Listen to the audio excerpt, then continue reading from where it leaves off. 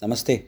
This is the palm of a person who is struggling and in a lot of pain and is suffering from monetary loss as well as many other issues. So, this is his post which he had posted on the Facebook. You can see that from he's 49 years old, his date of birth and details are given there. So, you can see that from 2014 his Shani Mahadasha started. From then, he says, continuous downfall in everything: mental tension, lost job, unemployed, lost relations, lost social image, lost money, lost property, and now losing my health. So basically, he is in distress, he is suffering, and there is a lot of pain. He has suffered a lot in this Shani Mahadasha ever since the Shani Mahadasha started. Now we have to see why this particular Shani Mahadasha has been so painful and why it has caused so much of destruction in his life. Here I have put the North Indian chart, but I would go to this image, which is the hybrid chart which I use because I am not comfortable with the North Indian chart, the diamond chart. I am more comfortable with the South Indian chart. Here you can see that the Lagna is Vrishchik, Scorpio, and the Lagnesh is in the 11th house with the 11th Lord who is exalted. The letter Ma here is nothing but Maandi. I'll come to that after some time, okay, in a bit.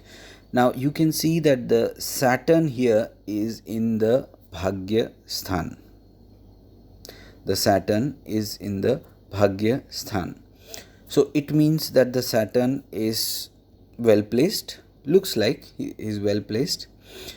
And what we have to see here is that why this Saturn Mahadasha is giving such a bad result. Prima facie, if you look at this, you don't feel as if the Saturn is bad, because I'm looking at it from a Parashari point of view. I don't feel, only D1. I don't think that Saturn is this bad, the way he has written and the way he is expressing how much damage was done after 2014 or from 2014. It doesn't seem so. So, why is that? So, let us go into this chart. Let me tell you what I'm going to use. I'm going to use Saptarishi Nadi. I'm going to use Saptarishi Nadi. This is a slightly different variant of the traditional Nadi. In Saptarishi Nadi, almost everything that we use in Parashari is used. Besides the dasha which they also use, Vimshottari dasha, there are other things that they use which will go into it as I go deep into this analysis. So in Saptarishi Nadi, the Vimshottari dasha is used. However, there are slight variations in the calculations of the Vimshottari dasha. For the sake of for the sake of the audience here who follow mostly the Lahiri true Ayanamsha, I am sticking to the Vimshottari Dasha sequence as per Lahiri Ayanamsha true, okay, true with true mode setting. The only difference between the Vimshottari Dasha sequence generated by Lahiri and by the Nadi adjustment, Dasha adjustment, is that here the moon is at 29.36 degrees, 29 degrees and 36 minutes, whereas when we do the calculations, the moon actually goes into Mithun. That's the only difference. It will be at 0.41, something like that, okay. That's the only difference here. So basically the moon is no longer in Yuti with Jupiter. However, let us not worry about it. Let us take it as per what Lahiri Ayanamsha chart says, okay. So coming to the point, because our focus is on Shani right now.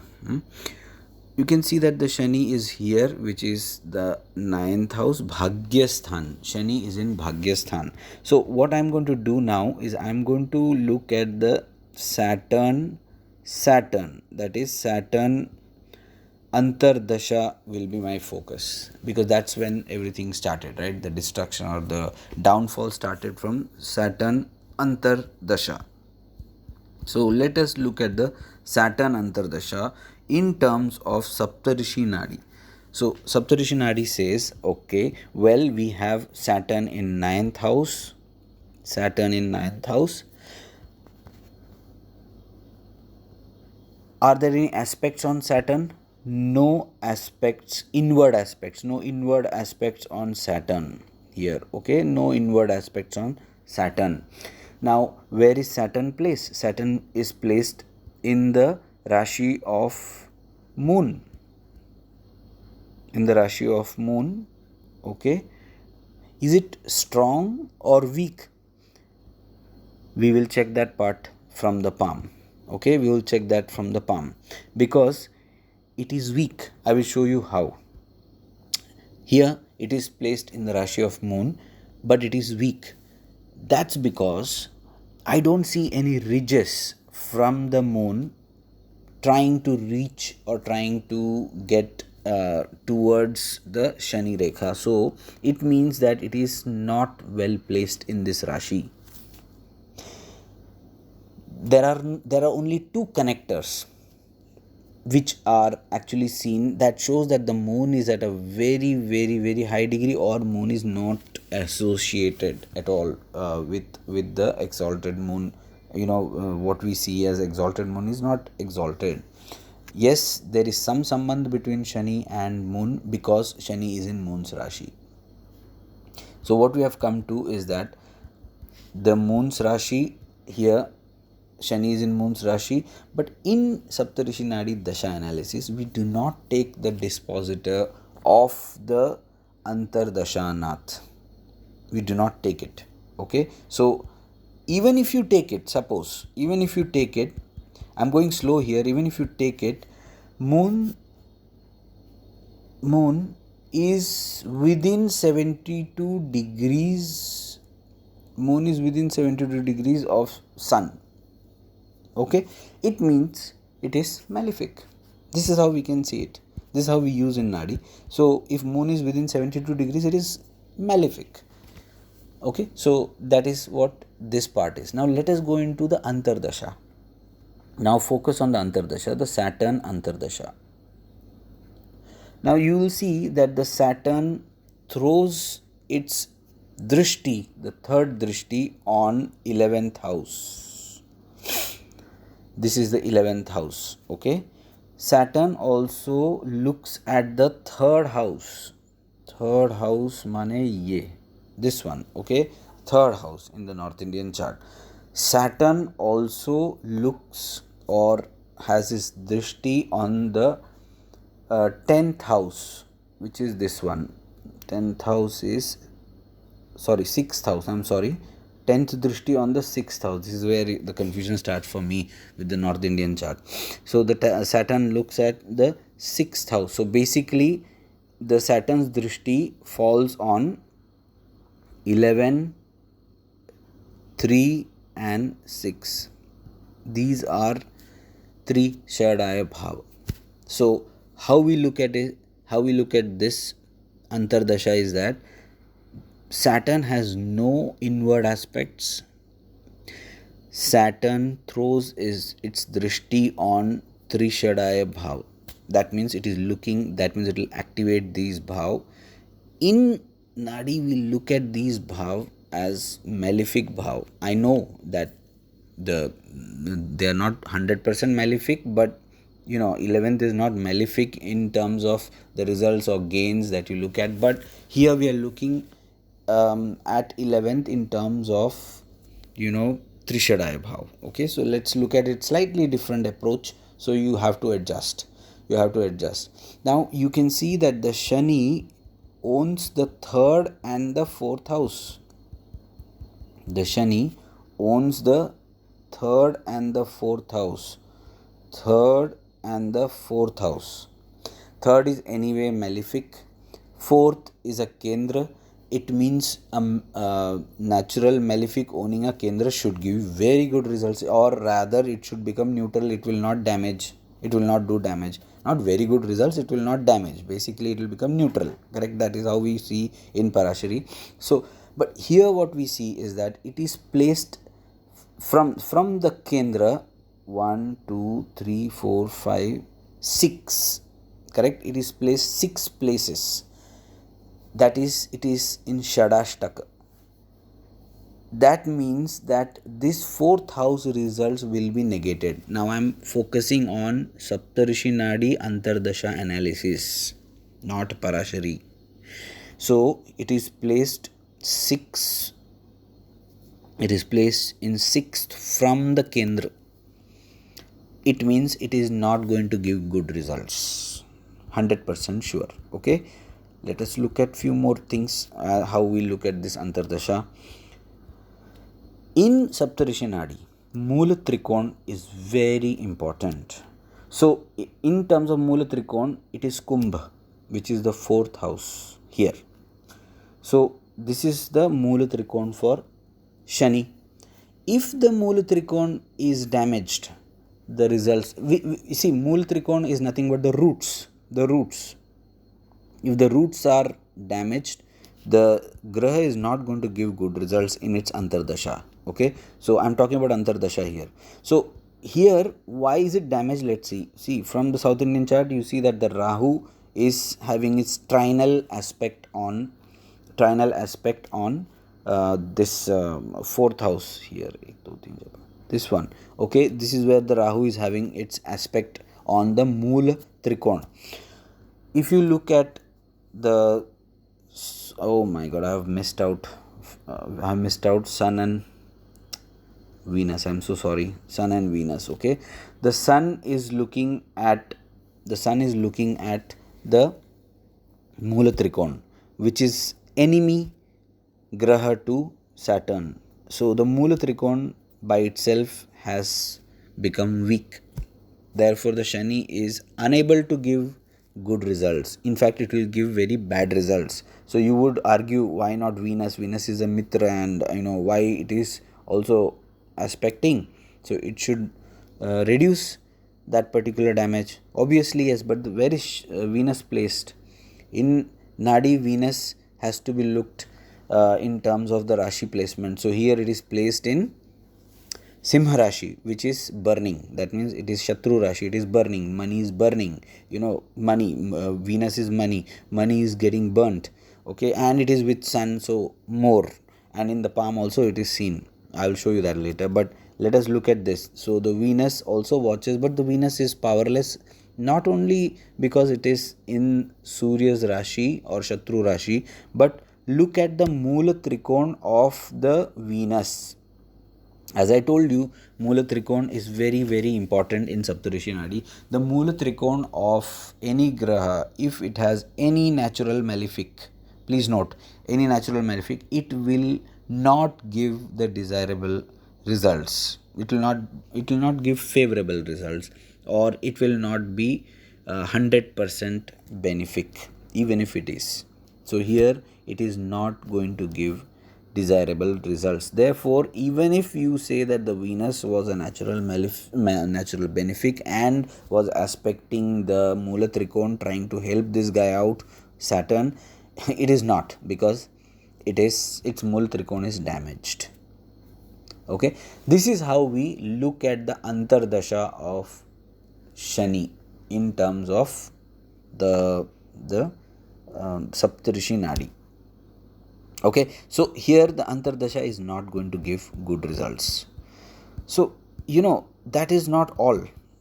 Okay, this is okay that I've analyzed it, blah blah blah, but I have not gone into this aspect, which is Maandi. This is a Malayalam letter, Maandi. We use this in Kerala a lot. So Maandi is used extensively in Kerala Jyotisha Paddhati, and I prefer using Maandi in Nadi as well. I would rather not use any other Upagraha but just this Maandi, because I've seen that it is very effective. So here Mandi is used. Why? Mandi is used because on the palm you will see that there is a mole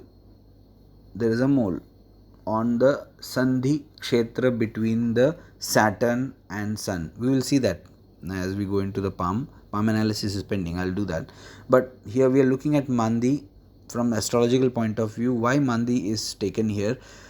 Generally, as per Mantreshwara and Faladipika, he says clearly that Mandi becomes very powerful. Mandi becomes very powerful when it is in trines, with its dispositor in the D1 chart. Of course, there are other conditions also. If it is not in trines with its dispositor in D1, then we have to look at the D9.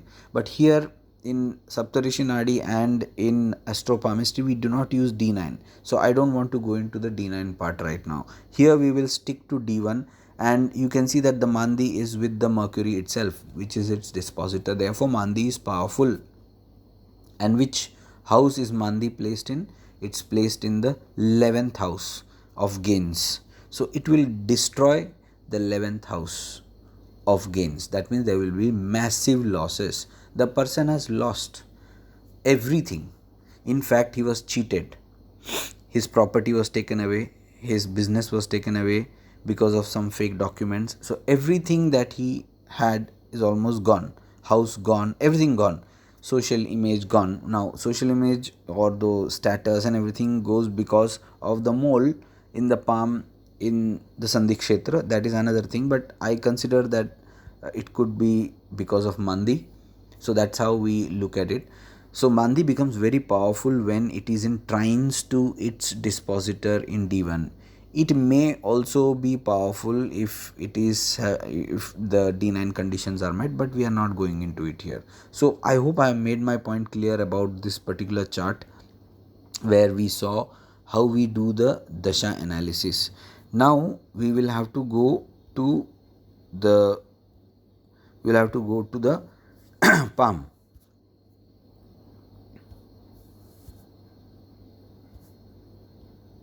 You see this? This is the til which I was mentioning. It is in the Sandhi Kshetra, or in fact very close to Sun itself, which means danger, and it is close to the Jiva Rekha. So it is not a good sign. It is not a good sign. Okay, and the color of the til matters. If you remember, I had mentioned this long time in some posts earlier, that the color of the til, the shape of the til or the mole is also very important in assessing the damage it does to the palm. Here it is definitely going to damage, and you can see it's very clear the shape of the til is also not good.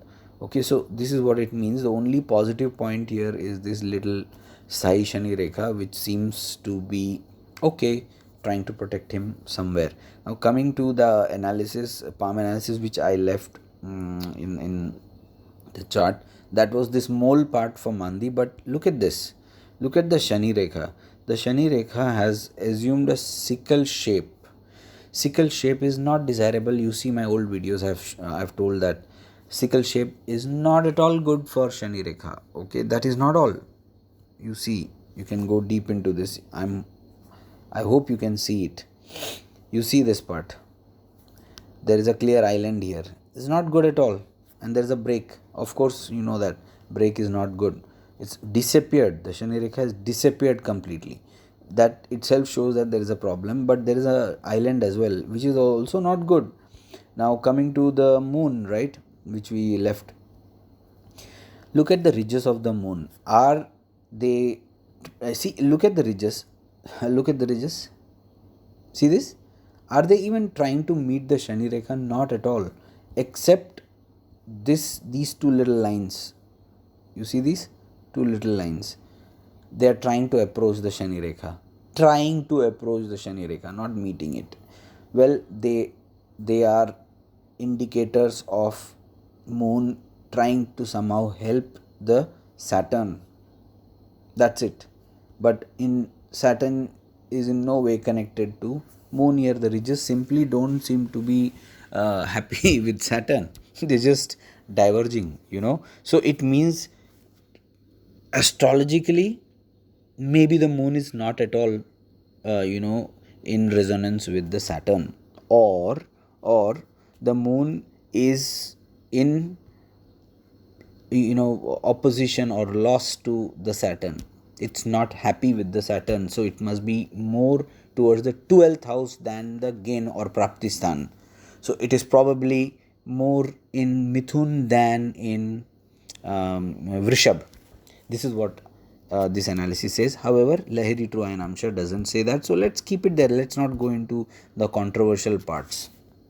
Let's always stick to what is being, followed in the normal astrology. But when we look at Nadi analysis, Dasha analysis of Moon Antardasha, I will never look at Moon in as if it is placed in Vrishab. I will always consider Moon as placed in Mithun and do the analysis. When the moon is in Mithun, when we do the Antardasha of moon, I will never consider moon with Jupiter. Never. I will always look at moon in Mithun, and therefore it gets a aspect of Rahu.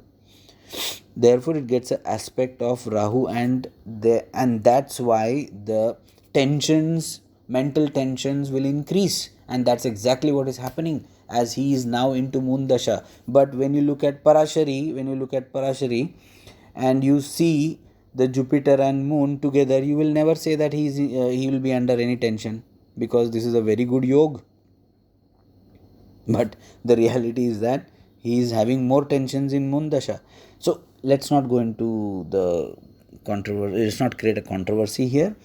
Those who want to follow Lahiri too, let them do it. They may be having other ways of looking at the Moon Antardasha. Here we are very, our approach is very simplistic. We stick to the Saptarishi Nadi analysis and the degrees of moon adjustment which I mentioned earlier. We need to do that. Otherwise, then Dasha analysis will go haywire. Will no longer be, helpful, this particular Dasha analysis, if we look at the moon from its exaltation rashi, that is the Vrishab. It doesn't make sense at all. Okay, so I really feel very sad when I'm saying this, but it doesn't make any sense. This guy, he's confused why the moon is not giving results, but I cannot tell him because he will not agree. He will say the chart says that the moon is with Jupiter, but the fact is, in the palm also it is not. This is the problem. You cannot convince people who are like ardent followers of a particular system. It's very difficult to explain to them. However, the reality, I have shown you here why. At the ridge level, I have shown you why. Okay, so we have the reason behind it, but it's difficult to convince someone who doesn't want to, understand the reality, or doesn't want to actually look at the proof. The proof is here. Anyways, look at the Shukra here. Look at the Shukra. The Shukra has a shiny appearance. It is bulging outward. No, sorry, bulging inward. I'm so sorry. Bulging inward towards the Shukra Rekha. That itself shows that the person is Adambara Priya, meaning he is a person. I don't want to say that, but okay, indulgence, etc., etc. Well, I don't. Let's keep it there. So that's what it means. This is also not a good sign. If your Shani is weak and your Shukra is strong, okay, you can guess what would be happening here. Okay, if the Shani kamai nahi hai or kharche double triple or shockiya, that's all what I have to say. So obviously he's going to get cheated.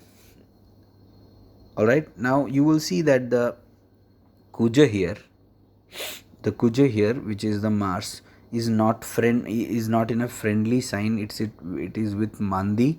So obviously Kuja Rekha has got some issues here. That also can be seen from the palm. Everything can be seen from the palm. However, I'm happy that the Kuja Rekha is improving at a later stage, and that is why you see that there is a slight branching out. This branching out is after 52.5. Just put 52.5, but the branching starts after that. You can see it is, this point is 52, so branching starts slightly after that. So around 53rd year the branching starts. As per the dasha, that would correspond to Saturn, Rahu, as per Lahiri. But if you look at the, if you do the adjustment, it goes to Saturn, Jupiter. Okay, anyways, that's okay. Let's not get into this controversial part of Lahiri and this and that. So I would stick to, okay, let us say that it starts from the Rahu, because Rahu here is also okay. It's in the 12th, fine, it's in the 12th, though it is not, I mean, it will bring about some changes in life, no doubt about it. But if you look at Jupiter, it makes more sense, so I would rather oscillate between these two. Let us come to a compromise. Let's say it is at the sandhi, that means at the edge. Okay, so 2030 we can say it starts, but actually after November, December 2029, this guy will have some change in his there will be change in status quo. Closer to March, things will start improving. As per Lahiri True, it should start from October 2030. Okay, no problem. So let's see that it will be somewhere between December 2029 and October 2020, October 2030. So we can give him 1 year, that gap, the 1 year time period when things will start to improve. That is what it means. Dhanyavad.